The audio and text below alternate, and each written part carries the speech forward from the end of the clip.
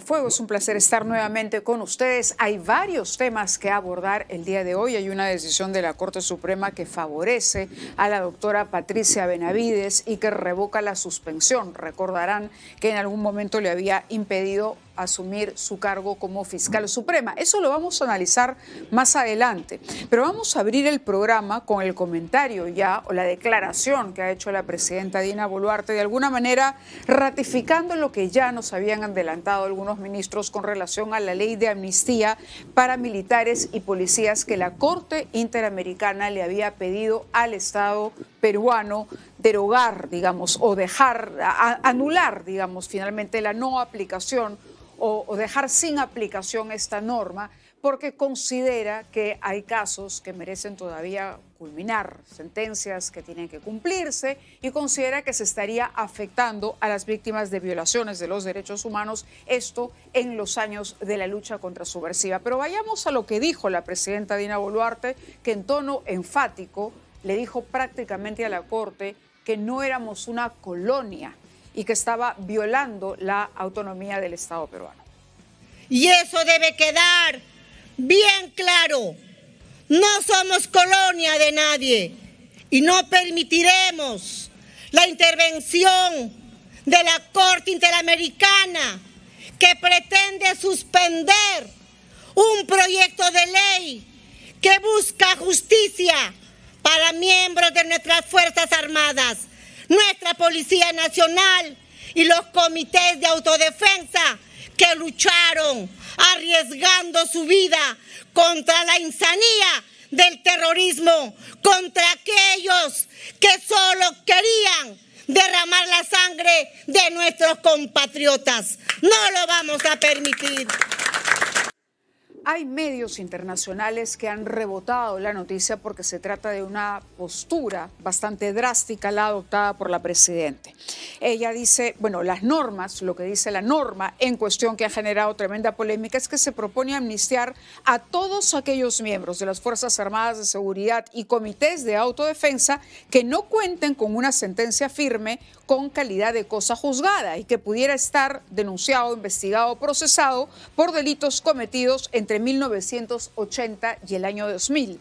Pero también incluye a quienes cuenten con sentencia firme, con calidad de cosa juzgada y o en trámite de ejecución que hayan cumplido ya un mínimo de edad de 70 años. Esto es lo que ha llamado la atención y nos acompaña nuestra primera invitada ya aquí en los estudios, que es la ministra Leslie Urteaga, ministra de Desarrollo e Inclusión Social, que ha anunciado un plan muy interesante, esto como parte del mensaje de la presidenta en 28 de julio, pero de todas maneras este tema de actualidad quisiera preguntarle a ella si es un asunto que lo han revisado en Consejo de Ministros, porque la presidenta habla, no somos colonia, pero no nos olvidemos que la convención, digamos, por la cual el Perú es parte justamente de la jurisdicción de la Corte Interamericana de Derechos Humanos, fue voluntaria, es decir, los países la suscribieron y lo suscribieron como estados.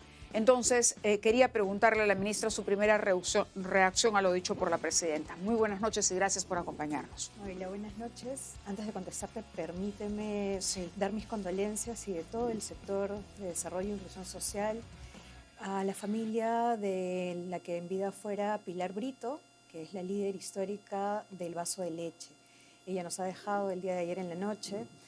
Y bueno, hoy hemos estado acompañando a la familia. Está joven, ¿no? Tenía 62 años, muy joven, ya sufría del tema de diabetes.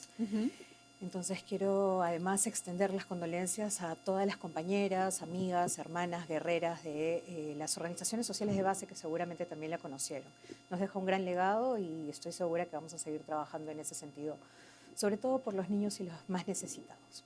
Claro, me sumo también a las condolencias que ha expresado, ministra. Gracias. Yo decía, la presidenta se mantiene firme y está de pronto en el derecho de promulgar la norma, ¿no? Es una de sus atribuciones, pero hay un poco de desinformación de pronto en los términos que utiliza la presidenta, porque ella dice, no somos colonia. Pero no es que la Corte pretenda colonizar el Perú. La Corte comprende a un conjunto de países que han aceptado justamente esta jurisdicción y por lo tanto es parte de un acuerdo, de una justicia supranacional que nació para velar por el cumplimiento, para velar, digamos, porque se respeten los derechos humanos y que los países suscriben. Es cierto que Trinidad y Tobago le dijo ya no en el año 98 y luego Venezuela en el año 2012. Por eso hay quienes dicen que el gobierno va camino en apartarse de la jurisdicción de la Corte. ¿Usted lo interpreta de esta manera? Mávila, la presidenta lo que ha afirmado, y además con mucha fortaleza, con mucha energía, es que nosotros somos un país soberano. Por lo tanto, la Corte o cualquier otra entidad no puede tener injerencia en lo que son las leyes que define un país. Esto es un proyecto de ley, entiendo, y ya la Corte está tratando de intervenir en este proyecto de ley. Yo creo que nosotros tenemos que reafirmar más bien, y coincido totalmente con la señora presidenta, en decir que somos un país soberano, que somos nosotros los que decidimos sobre las jerarquías de las normas, y en ese sentido ha sido su reflexión al respecto, ¿no? Yo creo que la injerencia de la Corte en este caso no podría, pues, cambiar un poco el sentido de lo que están decidiendo los legisladores, ¿no? Ahora, no es que todas las leyes que emanan del Congreso tengan que ser buenas necesariamente. El Poder Ejecutivo, en este caso el gobierno, tiene la facultad de observar. El presidente del Consejo de Ministros, que estuvo con nosotros el 28 de julio, decía que le parecía prematuro que la Corte se pronunciara porque todavía no se agota el proceso aquí. Falta finalmente y hay un plazo todavía en el cual el gobierno tiene que decidir. Pero ante estas declaraciones nosotros asumimos que lo que hará la presidenta es promulgar. Ahora, y lo otro no es que haya injerencia, es que finalmente, como yo explicaba, los estados han suscrito. Entonces, la pregunta es, por ejemplo, ¿no? El hecho de formar parte de este sistema internacional de justicia también nos coloca en los países que no considera la aplicación de la pena de muerte, que es un tema que reclaman en el Parlamento. ¿Qué sucedería si el Congreso de pronto aprobara la aplicación de la pena de muerte? También se consideraría eso, digamos, como una intromisión de la Corte, porque la Corte lo va a objetar. ¿Y hasta qué punto entonces vamos realmente en camino de seguir los pasos de Trinidad y Tobago y Venezuela? Por ahí va la pregunta. Pues yo creo igualmente, como te lo he comentado hace un momento, tenemos que respetar nuestra soberanía. Todos somos conscientes de que el Congreso, nuestros congresos, no solamente este, puede emitir las leyes que correspondan después de un debate alturado seguramente, de una reflexión, y es el Ejecutivo también finalmente donde se evalúa si es que se firman las autógrafas, si es que se observan, si es que de acuerdo a los procesos se mantiene una reflexión quizás. En el caso de la pena de muerte, nosotros también hemos comentado al respecto a través de nuestro Ministerio de Justicia, que se están armando algunas mesas, los comités, las comisiones para poder recoger las expectativas de la población, y en ese sentido también creo que es abrir al debate, a la reflexión. Eso además mantiene todavía un proceso más largo, ¿no? Es decir, la pena de muerte es un tema que todavía está discutiendo el gabinete. Pues ya el Porque se Ministerio habló de Justicia, mesas para recoger la opinión de la población. Exactamente, e incluso también tiene que incorporarse el Ministerio de Relaciones Exteriores. Me parece que ahí están todavía trabajando ambos ministerios y seguramente a futuro tendremos El más Perú es en claridad al efecto un respecto. país autónomo, pero es un país que respeta sus compromisos internacionales. En este caso, el Perú estaría, digamos, desacatando una recomendación. La Corte es un órgano consultivo que considera que aquí se estaría vulnerando los derechos de las víctimas. La pregunta es concreta. ¿Está pensando el gobierno denunciar el Pacto de San José y retirarse de la jurisdicción de la Corte? No hemos hablado al respecto. Yo creo que nos mantenemos con la firmeza que ha manifestado la señora presidenta respecto a la soberanía, respecto a la legislación interna que tiene un país soberano como el nuestro. Entonces, al respecto, creo que yo también considero que es prematuro que la Corte se pronuncie al respecto. Estamos hablando todavía de un proyecto de ley y ya la Corte está indicando bueno, es que ya tiene una aprobación en el Parlamento. Por eso el pedido es al gobierno, hacerlo al en gobierno. tanto representante del Estamos Estado peruano que ha proceso. suscrito, claro, esos compromisos. Pero ¿debe un Estado respetar entonces los compromisos internacionales que suscribe al margen de los gobiernos de turno? El gobierno de la presidenta Boluarte vence en un año. Una ley del Congreso, del próximo Congreso, podría cambiar esta ley, derogarla y promulgar otra. Entonces, para eso existen una serie de compromisos con valores que defiende el sistema internacional de justicia. Por eso le hago la pregunta, ¿hasta dónde llega el límite de un gobierno y hasta dónde debe respetarse la palabra del Estado o los compromisos internacionales que los estados asumen de manera voluntaria. Pues justamente la posición del gobierno de la señora presidenta es nuestra autonomía, nuestra soberanía. Ya si otro gobierno considera, o otro congreso, perdón, considera cambiar la norma, si es que se aprobara, pues ya será una reflexión distinta. Pero hoy mantenemos una firmeza respecto a nuestra soberanía, ¿no? Bueno, de acuerdo, vamos a hablar de este programa que surge, además, entiendo yo, después de un análisis minucioso. Se viene hablando mucho, sobre todo a partir de los escándalos de Caliwarma, que estaba revisando información al cabo prácticamente de un año. Todavía finalmente no hay responsabilidades establecidas claras. No se ha podido determinar todavía qué pasó con la famosa carne de caballo o de burro que se distribuyó cuando el señor De Martini era el ministro del sector. Pero el hecho es que se cambia de nombre, se le pone otro nombre al programa de alimentación escolar y nuevamente se presentan problemas. ¿Qué garantías hay a partir de la creación de este nuevo plan para que finalmente el mal de la corrupción, que es el que ha echado a perder esos otros programas que nacieron con muy buena vocación de servicio, no se hayan cumplido con eficiencia? Gracias por la pregunta, Mávila. Mira, yo creo, desde el punto de vista técnico principalmente, como bien dices, el programa Caliwarma, hace un poquito más de 12 o 13 años, se creó con muy buenas intenciones, y no solamente buenas intenciones, sino que funcionó.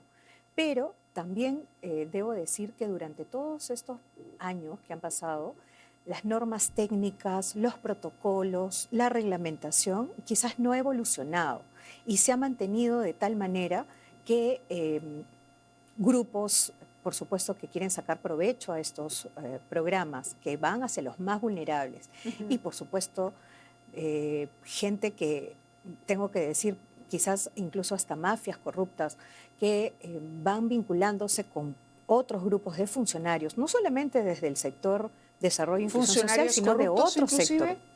Por supuesto que sí. Nosotros hemos deslindado totalmente con los temas de corrupción e incluso de sospecha de corrupción. ¿Se ha despedido personal de los ministerios envueltos en estos escándalos? Por supuesto, nosotros hemos destituido y seguimos en procedimientos disciplinarios ante cualquier duda, sospecha.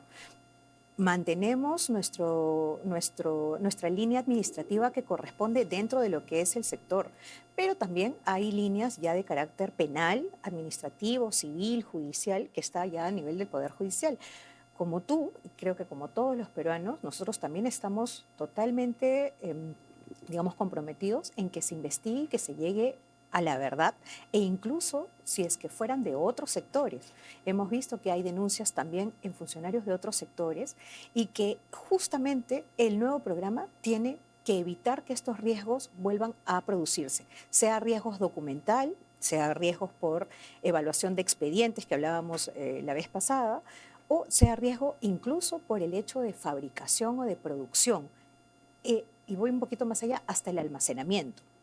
Así como ha estado funcionando, esos trámites, esas regulaciones, esos protocolos no nos han permitido como sector de inclusión llegar y actuar rápidamente. Hemos dependido de otros, hemos dependido de terceros, que en este caso se han llamado proveedores. E incluso también debo de decir que muchos de los proveedores de las empresas con las que hemos venido contratando no necesariamente son los productores o los fabricantes. Y pueden agenciarse de alguna manera. ¿Estaba el sistema mal hecho o eran casos de corrupción que había que denunciar y sancionar? Yo creo que el hecho de no, es decir, todos de no los modificar, proveedores, digamos, están incluidos en este análisis que han hecho. Ya no se va a trabajar con proveedores. Ya no se va a trabajar con los proveedores que han sido, tengo que decir, fehacientemente identificados en que han estado impedidos de contratar con el sector inclusión social, sea por afectaciones a la salud, o sea, por presentar, por ejemplo, documentación falsa, ¿no? Que ahí hay un dolo, ahí hay un conocimiento previo y aún así han intentado ¿Pero qué nos garantiza que eso no vuelva a ocurrir? Es decir, el filtro que existía antes no funcionó, se presentó la documentación falsa. ¿Por qué tendríamos que creer que esta nueva estructura, este nuevo plan, no va a evitar o va a estar a salvo de hechos de corrupción? Si además los funcionarios que todavía no han sido determinados con responsabilidad penal, me imagino no pueden ser despedidos hasta que concluya el proceso penal. Nosotros somos y seguimos en procedimientos disciplinarios administrativos En esos procedimientos disciplinarios administrativos, ante la responsabilidad, simplemente se les separa y se les destituye. Eso es una instrucción, además, dentro de lo que es la Secretaría Técnica, que son autónomos. Pero es correcto, de repente, Mávila, decir que nosotros como ministerio hemos estado durante muchos años de lo que fue Jaliwarma, sobre todo, solos. Solos me refiero a que ahora, recientemente, e incluso desde el programa del año pasado, recientemente se creó un consejo directivo donde hay un representante del Ministerio de Salud, un representante del Ministerio de la Producción, un representante del Ministerio de Educación, y ya fuimos ampliando más las responsabilidades para que no solamente el Ministerio de Desarrollo e Inclusión Social, que por supuesto tiene la obligación de llevar la alimentación o los productos, se vea digamos, directamente como parte de las responsabilidades, sino también los otros sectores que tienen supervisión en el control, no solo de la documentación, quiero decir, sino también en la producción. De acuerdo. Y el hecho de que no hayamos podido contratar o no hayamos decidido antes contratar con productores directamente también nos pone en una situación o nos puso en una situación más compleja para poder tener una vigilancia más directa. ¿A qué se refiere con productores? Es decir, ¿dónde está el cambio? ¿Desaparece Caliwarma entonces? Sí. ¿Desaparece Huasimicuna? Sí. Sí. Nosotros tenemos ya en los próximos días un nuevo decreto supremo que aprueba el programa de alimentación escolar del Perú, porque el Perú necesita y tiene que tener un programa de alimentación escolar, como lo tienen muchos países del mundo, no solamente de la región. La mayoría, y si no puedo decir todos los países, tienen un programa de alimentación escolar. Por eso le pregunto nuevamente, de cara al público que nos está viendo, ¿cuáles son las claves, los candados para evitar que se presenten casos como los anteriores? Simplemente dejar de contar con proveedores e ir a los productores, porque puede haber productores también de pronto, ¿no? A ver. Sí, no, lo que quiero decir primero, reflexión que ya no vamos a estar solos. Hay un consejo directivo donde están muchos sectores, más de 6, 7 sectores, incluyendo representantes del Colegio de Nutricionistas, incluyendo representantes de los sectores que te he comentado hace un momento. Antes estaba a cargo solo del ministerio. Antes estaba solamente el Ministerio de Desarrollo e Inclusión Social y hemos tenido un consejo directivo de transición, digamos. Pero es un programa del gobierno. Ustedes están abriendo ahora la incorporación de padres de familia, dice. Un representante de los padres de familia, un representante del Ministerio de Educación, que son de alto nivel, porque son viceministros, un representante del Ministerio de la Producción, un representante del Ministerio de Agricultura, Desarrollo Agrario y Riego, de Salud, el Colegio de Nutricionistas que ya te comenté, y el representante del Instituto Nacional de Salud también. Me parece el representante de la COMPIAL, que es la Comisión Multisectorial de Inocuidad Alimentaria, que significa además que se abre una mesa un poco más grande, fortalecida. ¿Cuáles son las facultades que va a tener esta suerte de directiva? Primero, el plan estratégico de lo que es el programa. Significa las funciones, la supervisión, la vigilancia, protocolos que tienen que ser reducidos porque hemos tenido una infinidad de protocolos que también hace que la burocracia pueda tener esos vacíos. Entre tanto, porque eso va a tomar tiempo, ¿en cuánto tiempo piensan que ya esté operativo, digamos, funcionando este plan? Como te decía hace un momento, este decreto supremo sale en estos próximos días y tenemos aproximadamente 3 o 4 meses para ya implementar el programa. Hemos venido trabajando meses anteriores también, en paralelo, y como siempre lo he dicho, con el servicio alimentario. 3 o 4 meses casi al final del año escolar. Sí, va a ser en paralelo, porque recuerda que el año escolar empieza en marzo del próximo año. En marzo del próximo año, no sé exactamente qué día va a empezar, el 18, el 20 de marzo que empiecen las clases, ya este programa tiene que estar implementado. Quiere decir que ¿La Contraloría tiene espacio en esa directiva? Por supuesto que sí. La Contraloría y también todos los órganos que hemos convocado, además de una veeduría social. Estamos trabajando un aplicativo tecnológico, digamos, para que cualquier persona nos pueda hacer llegar sus recomendaciones, pero otro de los temas principales y el cambio que estamos haciendo, aparte, como decías, de incluir productores, y seguramente tendremos operadores logísticos, distribuidores, proveedores que, digamos, en líneas generales se llaman proveedores, pero principalmente lo que estamos haciendo con el nuevo programa es incluir alimento fresco, Mávila. ¿Por qué? Porque Jaliwarma lo que ha venido haciendo durante estos años, con mucho esfuerzo, porque además es una de las operaciones logísticas, estoy segura, más grande que tiene el país, es entregar productos no perecibles, ¿no? Y ahí es donde nosotros pensamos que tenemos que complementar la alimentación para tener esa garantía del valor nutricional, de que lleguen los alimentos con pertinencia territorial sobre todo, De acuerdo. y que podamos incluir mercado local. De acuerdo, no quiero que el tiempo nos gane. Una palabra muy, muy breve sobre el viaje de la presidenta a Japón y sobre la necesidad del viaje. Importantísimo el viaje, importantísimo porque Japón, Indonesia, la va a recibir el emperador. Creo que es nuestra apertura también al mercado asiático, por supuesto. Japón es una gran potencia y nosotros estamos a ese nivel en que nuestra presidenta, porque todos sabemos cuando viajamos que los niveles de conversación y de negociación para atraer inversiones tiene que ser a ese nivel. Hay una invitación que ya se le ha hecho a la presidenta, ojalá que el Congreso, estoy segura, le dé la apertura para que pueda llevar también los logros que hemos tenido, que seguimos teniendo, los proyectos de inversión que necesitamos como país y poder afianzar nuestros vínculos internacionales y poder también decir que el Perú, por supuesto, está de vuelta y quiere salir adelante. De acuerdo, ministra. Muchas gracias por estar con nosotros esta noche. Ha sido Leslie Urteaga, ministra de Desarrollo e Inclusión Social. Por favor. El 4 de agosto empezamos con el padrón de pensión 65, sería el segundo padrón que ya llega también con el incremento que ha sido histórico después de varios años, 350 soles, que es un apoyo a nuestros adultos mayores. El 4 de agosto a nivel nacional ya están en las cuentas, la mayoría de los 820.000 adultos mayores tiene su tarjeta, así que pueden ir al Banco de la Nación a partir del 4 de agosto. Muy bien, Gracias por la María. información.